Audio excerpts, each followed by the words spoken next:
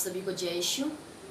एक बार फिर से मैं आपका प्रभु यीशु मसीह के नाम में स्पिरिचुअल फेलोशिप चैनल में स्वागत करती हूँ।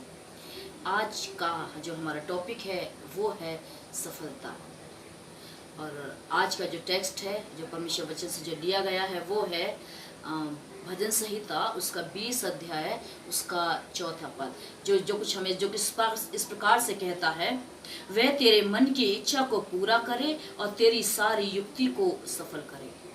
वह तेरी सारी मन की इच्छा को पूरी करे और तेरी सारी युक्ति को सफल करे। सफलता, परमेश्वर हमें सफलता देता है। सफलता क्या है, केवल यह सवाल हमारे जीवन में आता है। तो मैं आपको बता दूं, एक छोटी सी कोटेशन किसी महान व्यक्ति ने कही है कि किसी को बिना हानि पहुंचाए अपने लक्ष्य को प्राप्त करना ही सफलता है। To get success, what we have to do. सफलता पाने के लिए हमें क्या करना चाहिए, क्योंकि अभी हमने देखा कि किसी को बिना हानि पहुंचाए यदि हमने लक्ष्य को प्राप्त कर रहे हैं तो वो क्या है, वो सफलता है। और उस सफलता को पाने के लिए हमें क्या करना चाहिए। बाइबल के अनुसार आज मैं 3 बातें आपको बताऊंगी जो हमें सफलता पाने के लिए करनी चाहिए। 3 बातें हैं जो हमें करनी हैं, तब हम अपने लक्ष्य को प्राप्त करेंगे, तब हम अपनी सफलता को प्राप्त करेंगे। पहली बात, नंबर 1, फॉरगिवनेस, क्षमा करना।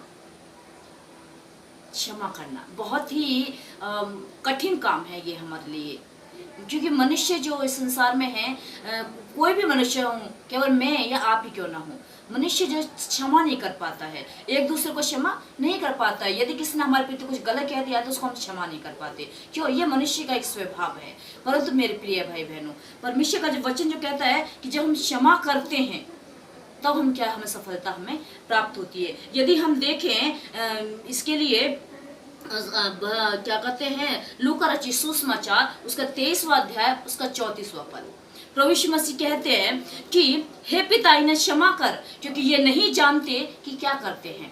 यीशु मसीह का जीवन, जिसको मनुष्यों ने, जिनको लोगों ने क्या करा, उसने ताड़नाएं दी, उसके हाथ पैरों में कील ठोक दी, पसली में भाला मारा, सर पे कांटों का ताज रखा। उसके बाद भी प्रभु यीशु मसीह कहते हैं कि हे पिता, इन्हें क्षमा कर, क्योंकि ये नहीं जानते कि क्या करते हैं। अब मेरे और आपके जीवन में, या मेरे और आपके मन में एक ये सवाल आता है, वो तो यीशु मसीह थे, वो तो ईश्वर थे, वो कुछ भी कर सकते हैं, वो समझे, वो तो क्षमा कर सकते हैं, लेकिन हम मनुष्य क्षमा कैसे करें। मेरे प्रिय भाई बहनों, परमेश्वर यीशु मसीह नहीं, यदि हम देखें, उन्होंने तो क्षमा किया ही था। यदि हम देखें एक और उदाहरण हमारे जीवन में हम देखते हैं, स्टीफनुस, वो हम पढ़ सकते हैं, कहते हैं प्रेरितों काम उसका 7 अध्याय उसका 60वां 60, एक्स चैप्टर 7 वर्स 60, वहां पे इस प्रकार साफ लिखा हुआ है कि जब स्टीफनुस को लोग पथरवा करने के लिए लेके जा रहे थे, क्योंकि स्टीफनुस प्रभु यीशु मसीह के सुसमाचार के बारे में बता रहा था, वो यीशु मसीह के जीवन के विषय बताता, उसकी गवाही देता, प्रचार करता था। और लोगों ने क्या करा, स्टीफनुस को पकड़ा, उसको पथरवा करने लगे। और जब पथरवा करने लगे तो परमेश्वर का वचन साफ कहता है, स्टीफनुस ने क्या करा, अपने घुटने टेक कर स्वर्ग की ओर आके हाथ उठा करके उस परमेश्वर से प्रार्थना की, और उसने और परमेश्वर से कहा, हे पिता, जो ये लोग मेरे साथ कर रहे हैं, इनको क्षमा कर, मेरे लहू का दोष इनके ऊपर मत लगाना। क्षमा, यदि हम अपने कार्य में सफल होना चाहते हैं तो हमें एक दूसरे को क्षमा करना चाहिए। हमें क्षमा करना बहुत अति आवश्यक है।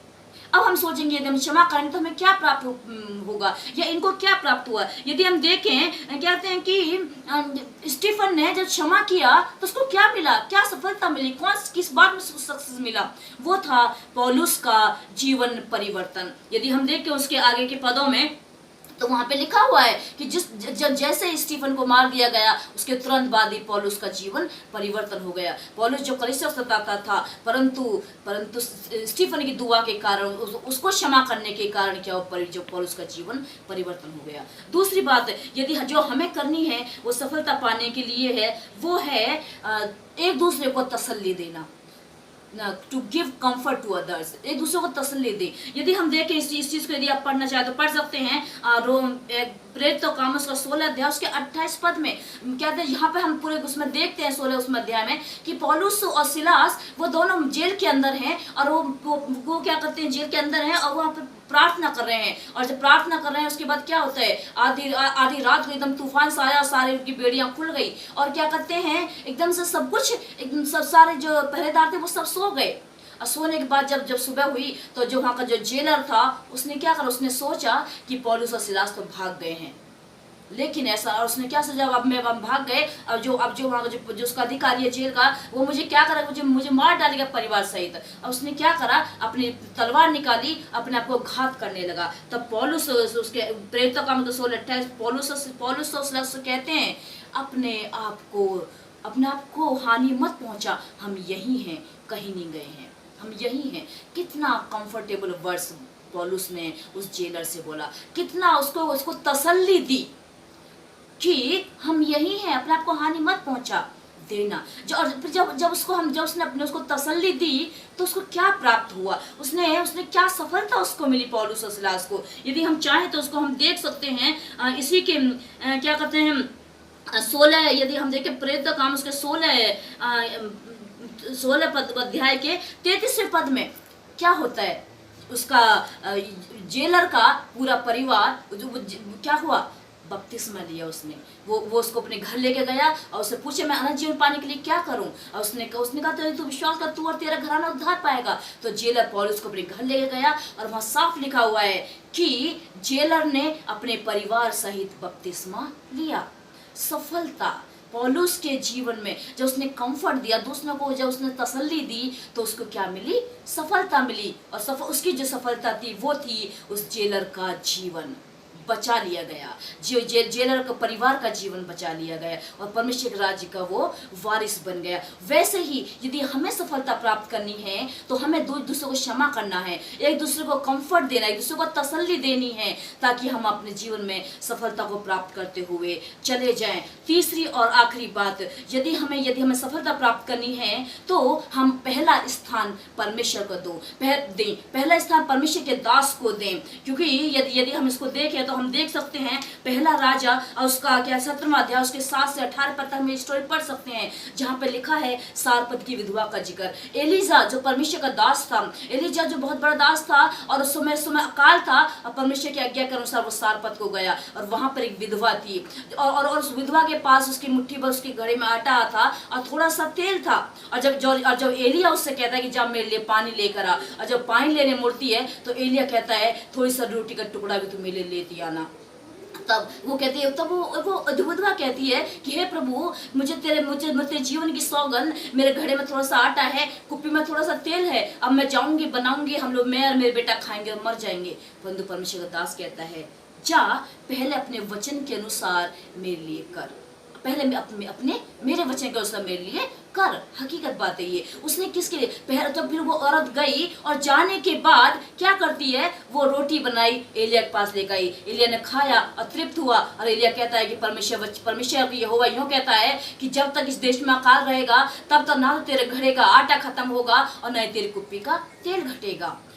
जब उस विधवा ने, उस सारपत की विधवा ने परमेश्वर के दास के लिए क्या पहला स्थान परमेश्वर को दिया, तब उसे सफलता मिली। यदि हम उसकी सफलता यदि हम देखना चाहें तो हम उसको देख सकते हैं आगे भी। क्या कहते हैं, वो साफ उसमें लिखा हुआ है 15 और 16 पदों में कि जब वो बनाकर लेकर आई तब क्या हुआ, जब तक उस देश में अकाल रहा ना तो उसकी घड़े का आटा खत्म हुआ और न उसकी कुप्पी का तेल घटा। यह थी उसकी सफलता।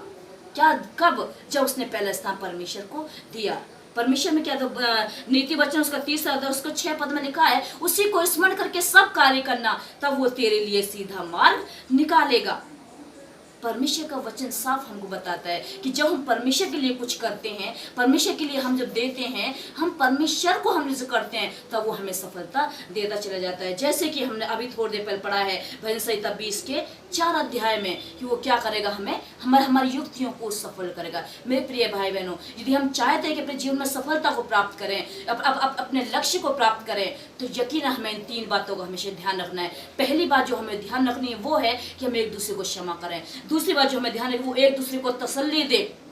तीसरी बात जो है वो पहला स्थान परमेश्वर को दो। और जब हम ये तीन हम काम करेंगे तो ऑटोमेटिकली परमेश्वर हमें हमारे जीवन में सफलता प्राप्त करेगा। हम ऑलरेडी वो हमें जीवन में सफल करता हुआ चला जाएगा। परमेश्वर इस वचन के द्वारा आप सभी को आशीष दे। आइए हम प्रार्थना करें। तब परमेश्वर तेरा धन्यवाद हो कि तूने हमें संभाला प्रभु जी, और ये वचन दिया कि हम किस प्रकार से पिता अपनी सफलता पा सकते हैं। प्रभु जी हमें ऐसा हृदय दे कि हम एक दूसरे को क्षमा कर सके, एक दूसरे को तसल्ली दे और अपने जीवन में पहला स्थान तुझे देने वाले बने। यीशु हमें जितने भी फ्रेंड्स बहन भाई यहाँ पे सुन रहे हैं सबको आशीष देना प्रभु जी, और सबको भला चंगा रखना। यीशु धन्यवाद। यीशु प्रार्थना मांगते अपने उद्धारकर्ता प्रभु यीशु मसीह के नाम से, आमीन।